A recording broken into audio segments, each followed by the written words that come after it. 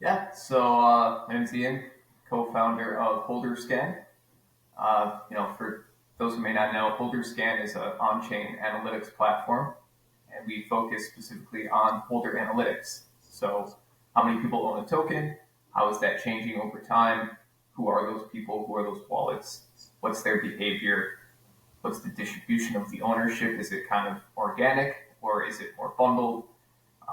The real idea behind HolderScan was to be able to give people kind of an insight into what's happening on chain very quickly, very easily digestible. See, hey, is this supply like controlled, or who are the people that are trading this? How much do top owners own? How long have they been holding? So, yeah, I'm pretty proud that we, what we built so far with that. Yeah, no, it's awesome, man. Would you consider yourself a on-chain data platform or something else? Yeah, no, I certainly would consider us an on-chain data platform. The majority of the data on HolderScan is on-chain data. Okay, and as far as you yourself as Ian, would you call yourself an on-chain analyst? Would you call yourself a developer? Who is Ian? I would call myself a lot of things. Yeah, definitely a bit of an on-chain sleuth.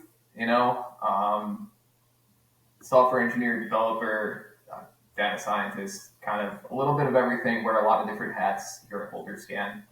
Uh, yeah, Yeah, pretty man. broad. No, for sure, for sure. I relate to that. It's really interesting. I've been in the game for a long time, since 2016, and I've been in the game constantly. I would say the first time I really stumbled upon HolderScan and people even talking about why Holder count was so important was probably around 2023, around the time the meme coin super cycle started. So please tell me about the inception of HolderScan, when you realized there was a hole in the market, and what spurred you on to start building. Yeah, so actually, yeah, around similar time in late 2023, I'd been dabbling in meme coins a bit, and my co-founder even more so. And I think we both kind of had the same problem where we realized, hey, there's not really an easy way to see how holders are changing over time. Of course, you could have went to EtherScan and said, EtherScan says, hey, this token has 20,000 holders, but there was really no context to it, right? You couldn't see how that was changing over time, and you couldn't see anything else, right? So that's where the idea kind of came from. We said, hey, can we build a platform to actually see this holder data, see it historically? And we thought, yeah, I mean, we can build it. So started building in late 2023, and we launched HolderScan in April of 2024. Wow, that's quite a turnaround time. I know how difficult it is as well to build something in Web3. So you must have a great team, man. That's really really cool. And what were the meme coins you were looking at back when you started building?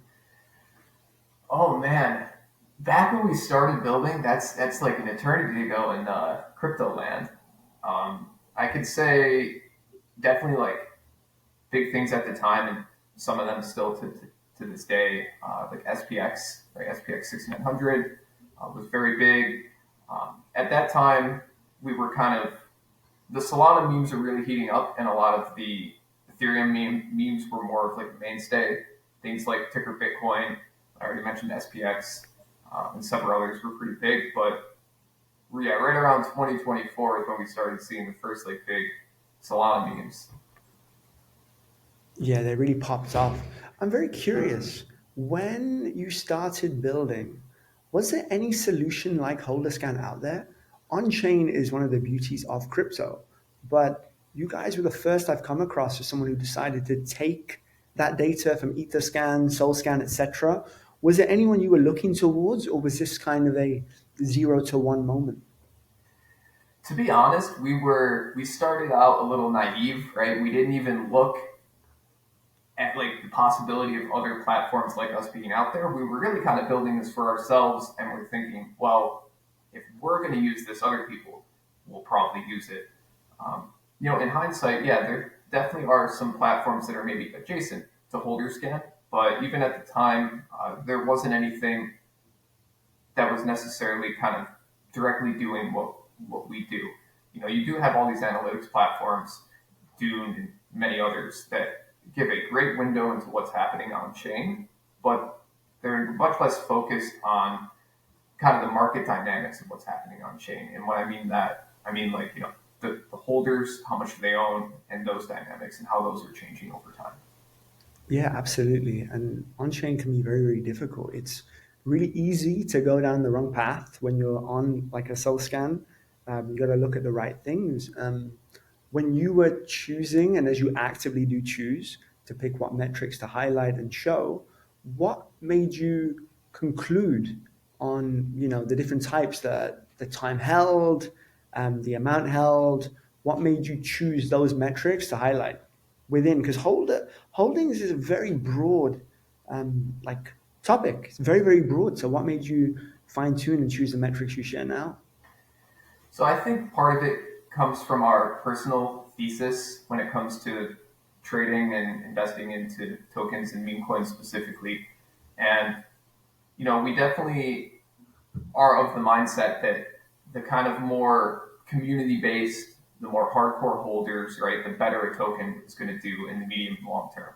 So we decided to start by looking at a lot of those metrics that highlight that, such as you mentioned the average time held. We added the wallet categories to see, okay, when's the last time they've sold, right? Someone with diamond hands, they'll pick up a bag and they're never selling, versus someone who's in and out and constantly buying and selling. They might be a good trader, but they might have a lot less conviction in that token or Hmm. community. No, it's so true. And I think conviction was the kind of word of the moment for the last like year and a half. And it's something at Cryptonary we've definitely preached also. But I've had an interesting experience with a lot of our members as well at Cryptonary, because we talk about conviction and we talk about time held, and it is very important. But I remember in 2021, everyone and their mum was talking about diamond hands, and cut the paper hands. But you do have a bit of a dichotomy, because if everyone is diamond handing and you don't have participants who are willing to sell, trade, etc., you kind of get stuck where then it's almost like a house of cards where you build so big and then all at once people are out. So when you're looking at an asset and you're looking at diamond hands, or I believe it's like wood hands or paper hands, etc., gold holders, what's the one that sticks out to you the most? What do you value the most when looking at a token? I think something I definitely value when looking at a token and assessing its risk is what are kind of the whales doing? Are they the ones holding? And also, who are they? What else do they own? I think that all kind of helps to paint a better picture of who these people are, and do they have conviction in the token? How long do you think they'll hold on to this token?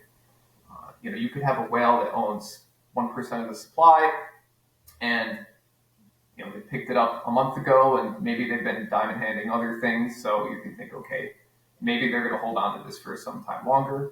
That's a good sign. That makes a lot of sense. That makes a lot of sense. I did see that on your platform. You can kind of go in and see like the level of profitability that someone is in, especially whales. That you can look at the top holder, the top 10. That is very, very insightful. Um, when you're looking at wallet growth, holder growth, I think we should caveat that now as well before I move forward. Why don't you tell the audience a little bit about the difference between holder versus wallet? Because I know it seems quite simple. There's a lot of retail here who might not quite understand. Yeah, so I guess to be technical with what we define a holder as, and there's maybe different definitions floating out there, we keep it very simple that a holder is any wallet that owns any amount of the token, right? That way, there's no ambiguity about it. And because of that, we offer some other ways to look at holders, right? A lot of people are concerned about something that we call dust, right? People who own just a tiny bit, maybe they had like $1,000 of this token at one point, and they sold, $999 of it in cents. Are they really a holder? Well, maybe not. So we do offer filters on who's, what are the, how many wallets, how many holders over 10, over 100, depending on what you personally want to define as a holder. Um, yeah, that being said, that's pretty much it, right? I guess that's pretty simple, is how we define holders. Yeah, and does it? So, do you remember Mew, the cat coin from a couple of years ago? Mew, yes. See, everyone and their mum was airdropped Mew. So, how does HolderScan handle something like that when a token's airdropped to, let's say, 50,000 wallets? Does that show up as 50,000 new holders, or is this cut out because they have the same kind of Genesis wallet? So it will show up as 50,000 holders. However, it's very clear, and probably more clear than it has ever been in the past, that an airdrop has happened when you look at the data. So what you'll see on HolderScan, for example, is you'll see the holders spike some very large number in like one candle. You're like, that's odd. The price didn't move. And then when you maybe change your filter to holders over $10, it hasn't moved at all. Yeah. And I'm not going to call out any specific tokens or chains, but some have, done a lot of manipulation with holder numbers, and the manipulation becomes very clear once you start to use a platform like HolderScan. Yeah, no, that's something we definitely enjoy using your product for. Obviously, as a research firm, we get sent a lot of tickers every single day. And of course, we want to find as many quality memes or tokens as possible. But it is really interesting watching people look at the top level metric, like how many new holders today, total holders, etc. And they look at one token, and for them, they think very clearly this must be better, right? More holders coming every day, right? Faster growth. But it really isn't like that. You do have to dig into the weeds. And I guess what that says to me, well, more of a question I have for you is I'm a researcher. That's my job. My job is to go into the market every day and look for potential assets to outperform the market. But HolderScan is a retailer's product too. When me and my team use it, we're researchers, we're analysts, right? We're trained to do these things. We look at every intricacy, but you have a very affordable product. Anyone can go and pick it up. So, how would you recommend the average retail user use the product? Yeah, I would say, similar to some things I mentioned earlier, is look at a lot of the basics first, right? Holders on its own can be meaningful, but looking a little deeper, and you don't have to go full right curve analyst, right? But looking a little bit, uh, just a little bit deeper at maybe holders over, who those holders are, what that distribution of holdings looks like, and maybe compare it to some tokens that are particularly successful or have a particularly strong community to get an idea of which metrics look better to you, which more kind of fit your risk tolerance if you're considering buying a token or trading a particular token.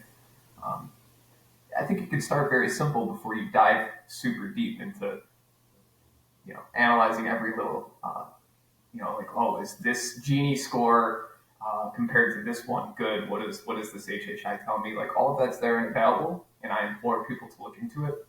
But starting simple before, it doesn't need to be overwhelming, and that's really what we tried to build HolderScan to be, is to be a very easy to use platform, especially for the retail consumers.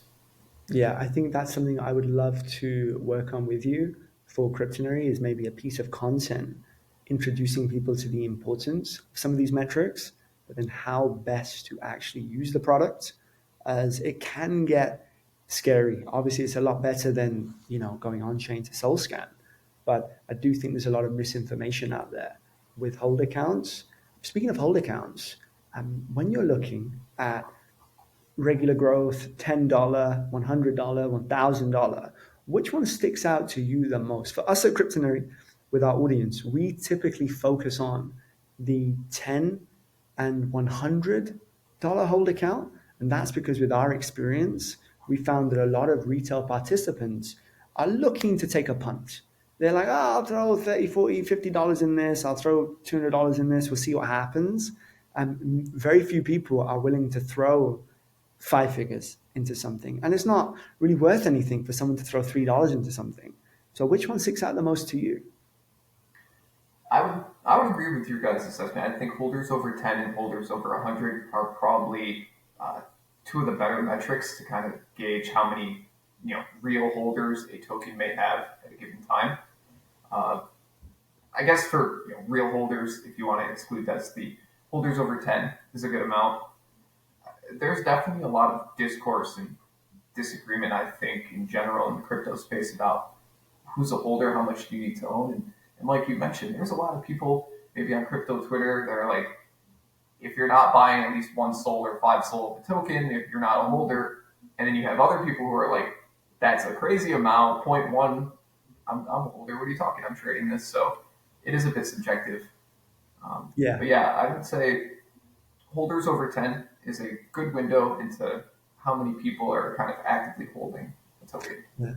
Perfect. We agree. And I would say, what about trends and timelines? I remember when we first spoke about WIF and PopCat. At this point, to set the scene, Cryptonary was known as being a research firm and an analysis firm, but we didn't have like a crazy track record of finding 100x tokens. And we weren't into meme coins. For a long time, we were anti meme coin. For us, it was like, this is silly, this is too speculative, what are the tokenomics, what's the value accrual, who are the team, etc. But then when we noticed the narrative start to pick up in 2023, and we said, let's dabble in this area, WIF was the first meme coin we endorsed. But at that point, no one really cared about meme coins. Really, in retail, everyone thought it was a joke. And even in the Cryptonary audience, people were very hesitant. For them, it was like, are you sure? Like, where's my SNX and my Synapse? Like, I'm not sure on this stuff. This Mm-hmm. seems childish. So when I watched WIF, the growth in holder count was very, very slow in the beginning, and then it exploded. Same thing for PopCat. With SPX, and then even more so recently with Aura, I've seen these huge spikes, very, very big spikes. And I don't think that's as meaningful as it used to be. I know we talk about mind share and attention, but for me, when I'm looking at holder growth trend wise, I don't pay attention to anything for an investment for less than 30 days. And I don't typically trade personally, but I would say if you're looking to trade, maybe look at the 7 day time frame. But what about you, time frame wise? Yeah, I'd say I'm personally generally a little bit longer time frame minded. I am looking for the slow cooks, right? I'm not out here trading new launches. I mean, to be clear, I really don't trade much at all. I really don't have the time. I have some conviction bags, right? And that's typically how I operate. So I'm looking at longer term trends, both on chain and off chain, right? I'm looking on chain for consistent holder growth, like you said, maybe with WIF and PopCat earlier on, that consistent holder growth over time, seeing that the whales are continuing to hold or even better accumulate. If there are perhaps maybe a few hundred wallets that have been accumulating consistently, to me that's a very bullish sign. When you combine that with social metrics, such if you're just on Twitter and you're seeing this token and you're seeing a community, if there is a strong community that exists, whether it's on Twitter or Telegram, whatever, that kind of combines with what's happening on chain to paint a picture of, okay, this could be a strong community, could be a strong token. Yeah, no, that makes sense. I think community, when it comes to meme coins, is it's everything. Community, conviction, so on, so on. And I do agree.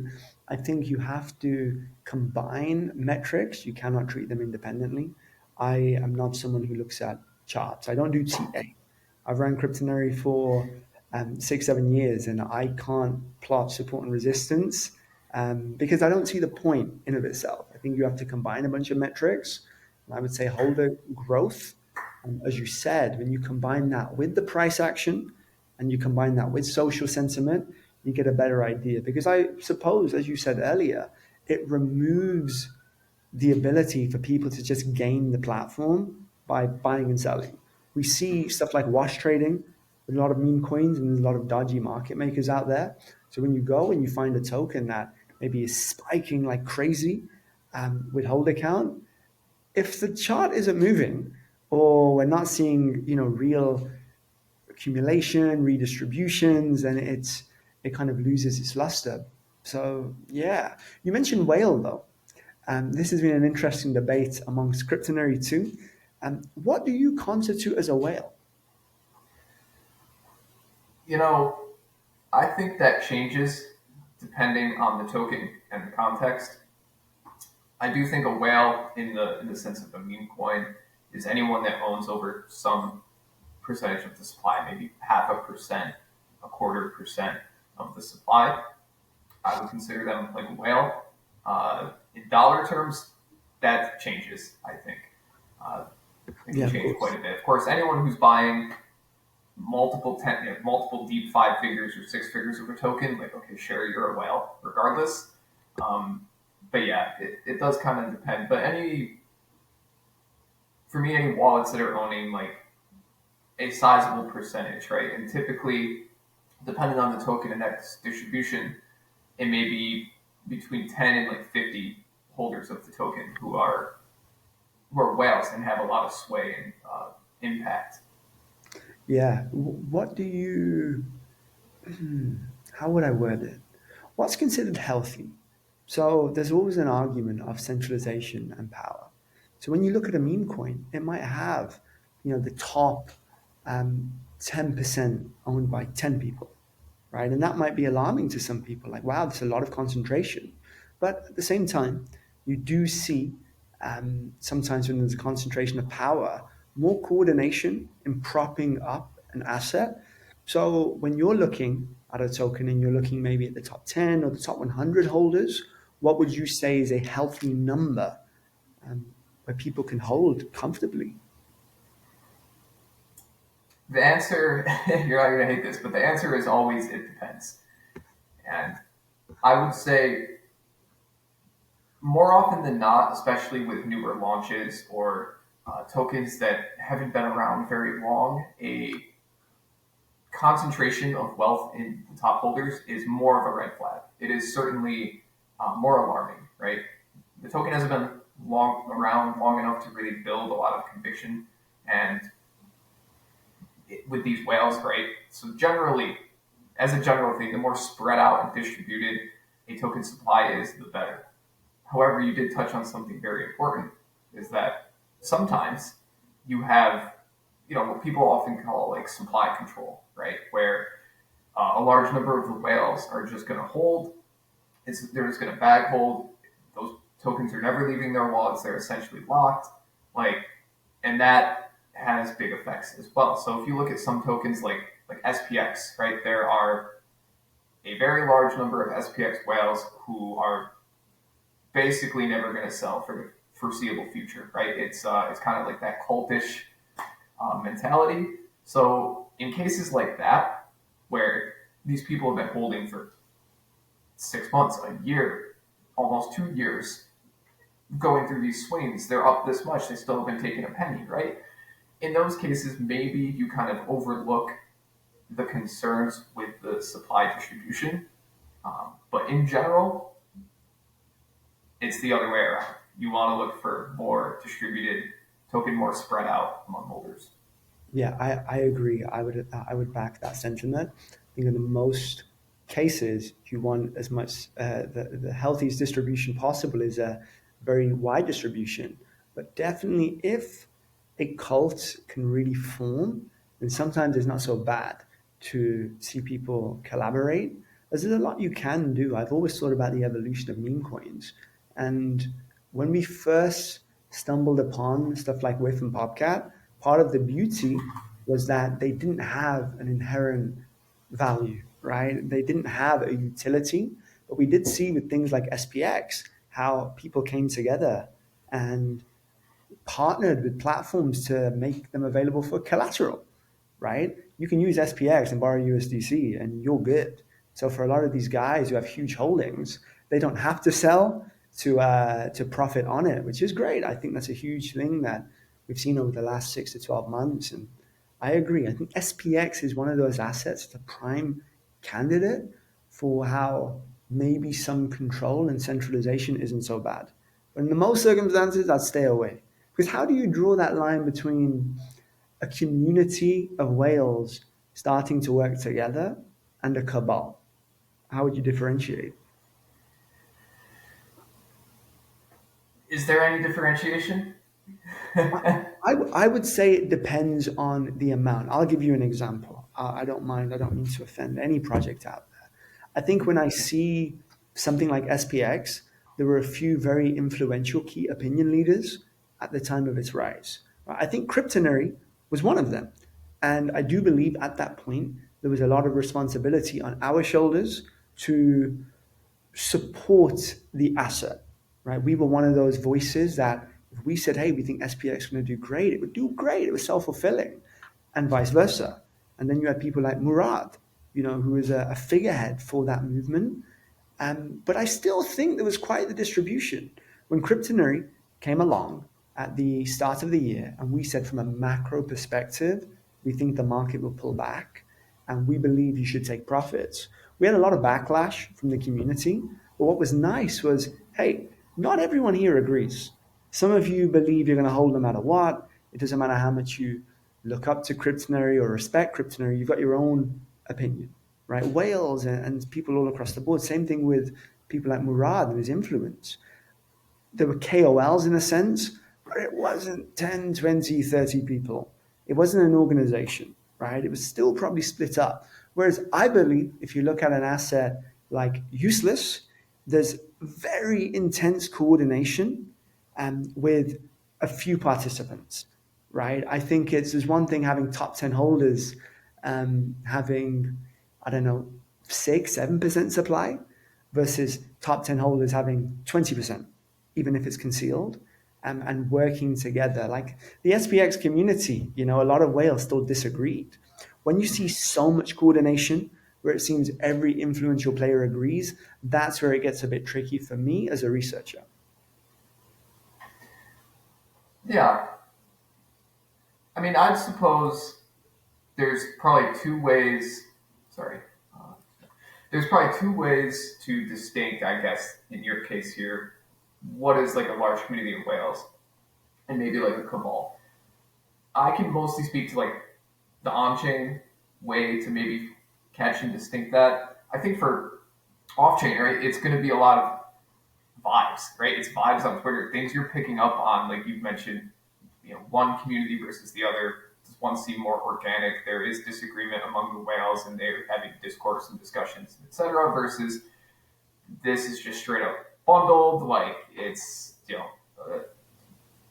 clear that there's something going on here that maybe doesn't smell right. In terms of on chain, I would think, or I would say that one of the better ways to spot, and this is really good for new launches or newer tokens, if the top holders or maybe some cabal or something, is kind of looking at those top wallets and what else they own, looking at the cross holdings of those wallets.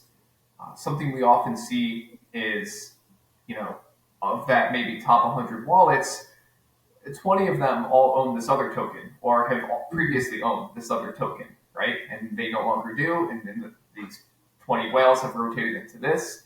And I think that gives a lot of insight. Okay, like maybe this is a little bit propped up by a cabal. This group of people have decided we're going to move into this token now. And it becomes a bit clearer on chain when you look at that. Of course, with everything on chain, people can always use different wallets, etc. Try to hide that kind of activity if they're self-aware to try to do so. But still, you can pick up on it on chain in many cases. Yeah, I agree. And I also think at the time of a token's launch, do we see sniping, right? Does supply look like it's being sniped? One of the rules we have with Cryptonary is we don't cover/get behind a token, however you want to say it, if it hasn't been around for at least a year or it hasn't experienced at least one 80% drawdown. Because if we see that, this token's been around for a long time, it's very it's very unlikely that a group of snipers would hold onto a token for a year if they didn't see any momentum. And especially if we see a drawdown at some point 80%, it's probably the snipers who got out firstly and the people who held around for over a year after a huge drawdown. probably are people who will have some conviction when it starts to move. So, yeah, those are probably some of the things we look at. What would you say has been the craziest, most egregious, obvious forms of market manipulation you've seen? You don't have to put names on it, but I'm sure that people would like if you did. Oh man, I maybe I should have given some thought if I was ready to name any specifically. We have seen some crazy on-chain manipulation of numbers, of price, of you name it.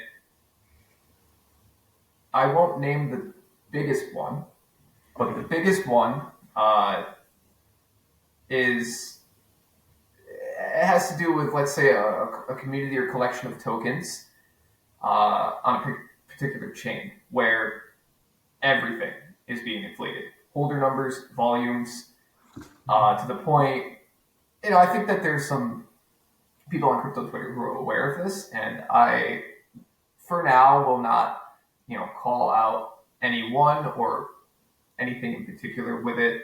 Um, but I'll just say you'll see if you look around on HolderScan, you can probably figure it out. You'll see that there's a massive discrepancy between holders and holders over 10, i.e., like 10x across the board for this family of tokens. So that's like one case, right? But there is a lot of others, individual tokens where you see similar things where holder counts trying to be gamed or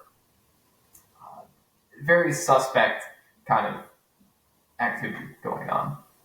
Yeah. But yeah, I'm sorry to disappoint. I'm not going to name any I specifics right respect that. now. I respect that. I'm being playful. Don't worry. I think it's good as well to be so transparent with the audience when it comes to chains too, because I think that could arguably be a bigger problem than just individual tokens. It's these vampire chains. It's these chains that are just sucking liquidity from active ecosystems with real potential. And for me, we saw very recently with Binance, the Binance meme coin super cycle. Now you Mm-hmm. can't count BNB out ever, but No. it was very clear for me a couple of weeks ago that a lot of the people who were rotating from their Solana meme coins and their Ethereum meme coins onto chains like Binance, they weren't going for long-term holds. They were following the narrative, looking for some spins and some quick wins. So we got to see what happened pretty quickly. I did see a tweet from you guys too about getting BNB, Binance Chain, Mm-hmm. onto HolderScan. What chains are you looking to get stuck in with? What do you think of something like Hyperliquid and Solana and Ethereum dominate? But what other chains do you think are interesting for memes and/or chains you would be looking to integrate? Yeah, so I would say, I mean, right now we are looking at like BNB chain, like BSC. Hyperliquid is another that we would consider.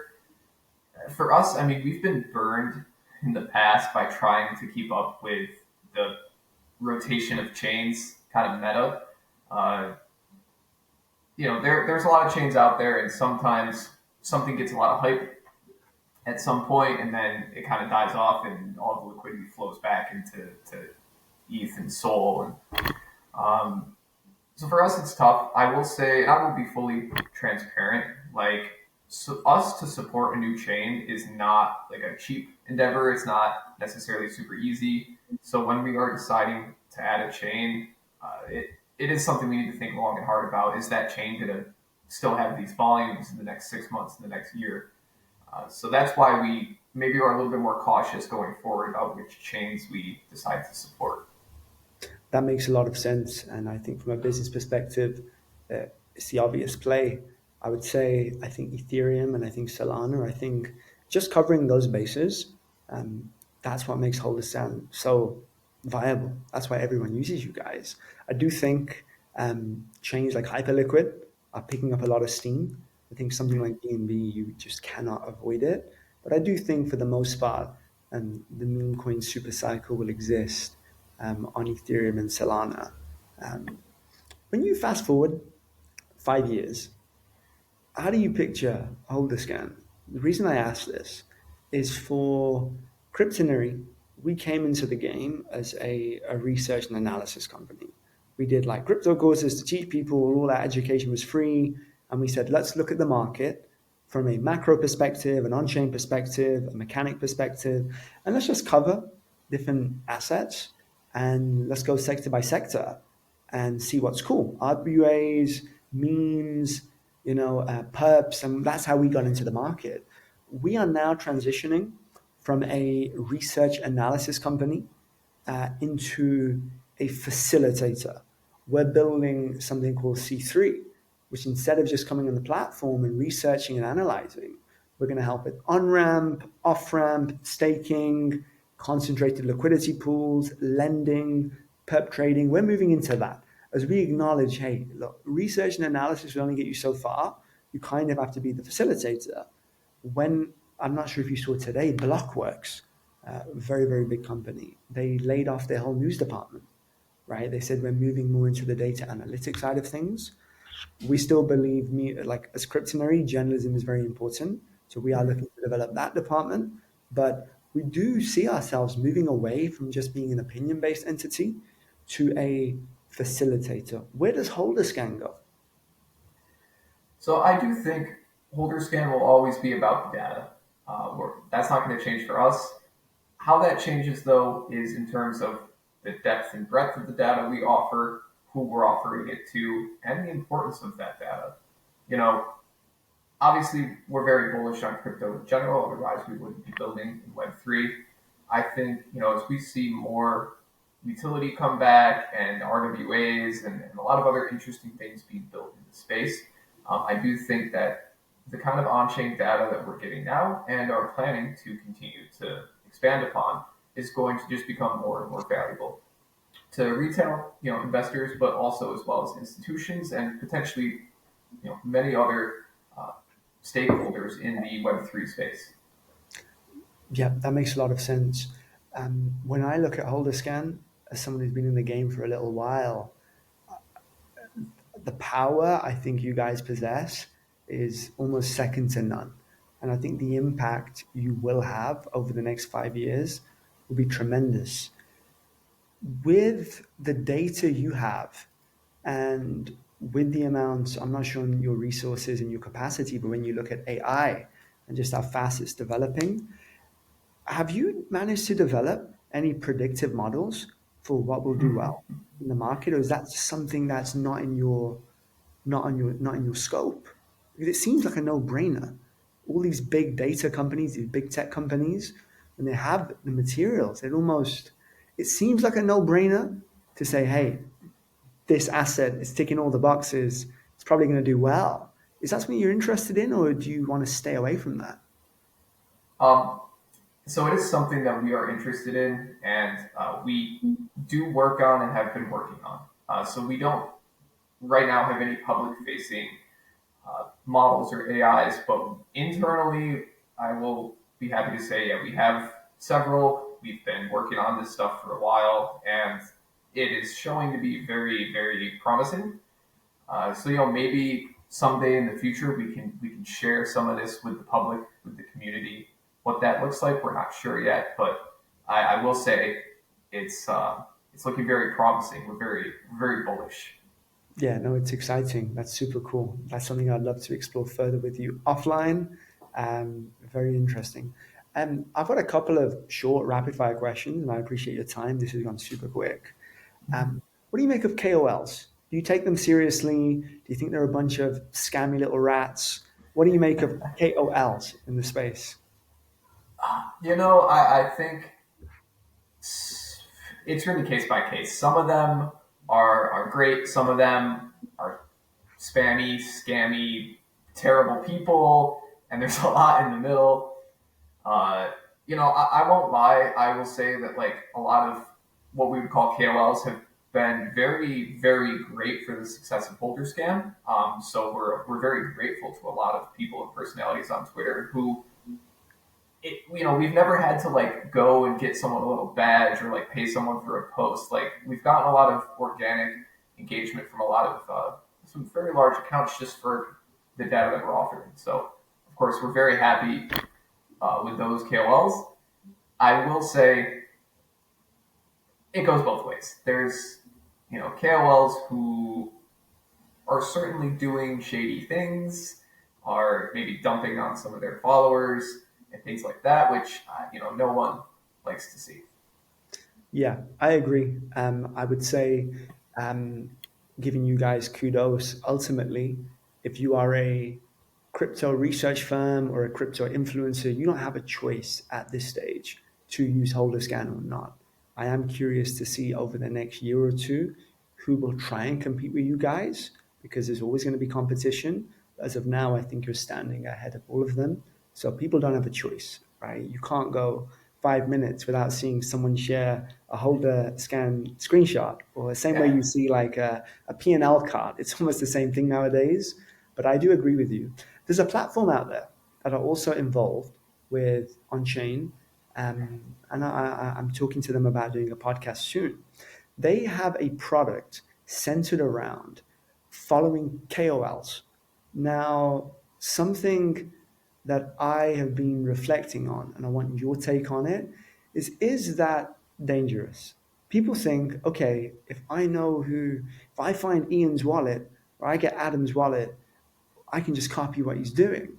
But if these people are publicly sharing their wallet or putting themselves in a position where they're easily doxxed, isn't it just a lagging game where you're following the money, but realistically you're setting yourself up to get dumped on? yeah. So I would say, I mean, the whole idea of like copy trading, for example, it's something that's very popular, and there are a number of platforms that's all they do is how to copy trade these KOLs and whatever. It's a very dangerous game.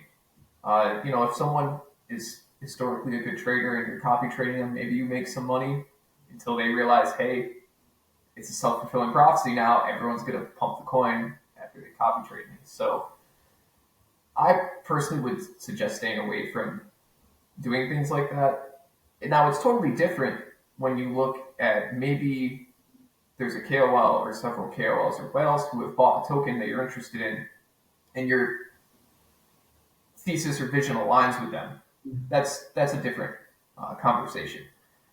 But blindly following KOLs into trades and things like that, generally a bad idea.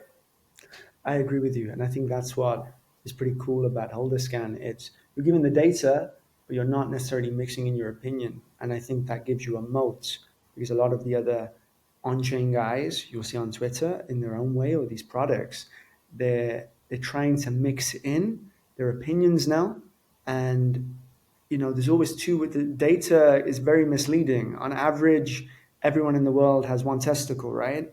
And I think when people are looking at the market, it's very easy to say this on-chain metric is healthy, when very easily you could argue the opposite. And that's why as Cryptonary, we're trying to move away a little bit from the opinion game and move more into kind of what you guys are doing. So yeah, it's super cool. Um, I guess a couple of other short fire questions. What meme coins do you think are sticking out right now? And these, of course, are not endorsements. Just curious as to what sticks out to you right now. I will be honest, my co-founder would be the better person to ask this question, as he's more plugged in. As I said, I'm not really trading. I'm I'm on crypto Twitter, but I try to not be always on crypto Twitter. It's a lot. I'm mostly in the matrix, so to speak. That being said, I mean, I have a few things that I've just been bag holding forever. Obviously, outside of memes, Solana continues to look great. I'm very bullish on Solana in general. Uh, yeah, I mean, I don't know. To name a few of my personal, which are just my personal kind of bags, I mean, you know, Nubcat is great, USDC, unstable coin, SPX. I probably own like small bags of like 30 different tokens, and a lot of, for me, what those decisions have been made on, it's a bit of the on-chain data that we have, but it's also just who are the communities that are coming out and rating the posts that are Twitter intern posts, right? The Yeah. HolderScan Twitter, when I see a community that's just relentlessly rating, I give it a second look, and I'm like, I'll throw a few soul at this token, Yeah. and I just hold it. Yeah, no, absolutely. The rating is very, very powerful. And it's a testament, especially when you see some of these assets like an SPX, who during the massive drawdowns, when it went from like $2 to like 20 cents, still seeing these guys get up every single day to rate every single possible tweet related to memes. It was super impressive. Um, do you, Ian, look at the wider picture outside of on-chain? Do you look at macro? Do you focus on any type of, the new side of things? Are you looking into fundamentals, or do you stick to your niche? And of course, I understand as a builder, you don't have much time to be trading and picking tokens and stuff. But do you look outside of on-chain very much? Not as much as I should, probably. I'll pay attention to the big news events, what the Fed is saying, what Trump is saying, which is always something every day. um, but for the most part, no, I'm mostly locked in on chain and just focused on actually, continuing to build HolderScan kind of down into Amazing. the tech. Yeah, for sure. Trump, net positive or net negative for crypto? That's a tough one. There are certainly a lot of positives that we've seen. I think generally net positive, regardless of everything else at this current stage. I think crypto has always been volatile, and Trump is volatile, so maybe they go hand in hand in that sense as well. Uh, yeah. Yeah, I would agree, by the way, same sentiment. 2026, bullish year or neutral to bearish? The reason I say this is it's very difficult to build in a bear. And you guys really coming together and launching in 2024. As an outsider, someone who's been in the game, it's been cool to see you grow, but you haven't had your first bear yet. And the bears are brutal. So, how do you see 2026? Just top level, bullish, bearish. And then how do you expect to deal with your first bear? How are you preparing? Because it's not easy. Yeah, so I'm cautiously optimistic. I'm bullish in general. I think that right now things are a little uneasy, a little uncertain, but I do think there is an opportunity for us in crypto, the wider crypto market in general, to have a pretty extended uh, bull cycle. But yeah, as for building through a bear, I can't personally speak to it. My co-founder can. His first company was two bear markets started in like 2016, right? So they've been around a while.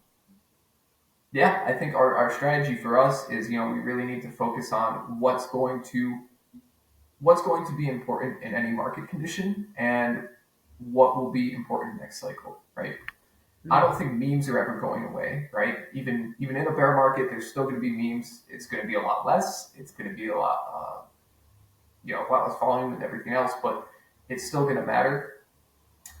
Uh, yeah, we'll just kind of hunker down and keep our nose to the grindstone. I think when you get a lot of people who leave the market during a bear, some of those people come back and others don't, which is fine. But of those people that come back, hopefully they see all the improvements that we're building, we're working on, and obviously all the new people who come in every bull cycle will be there as well.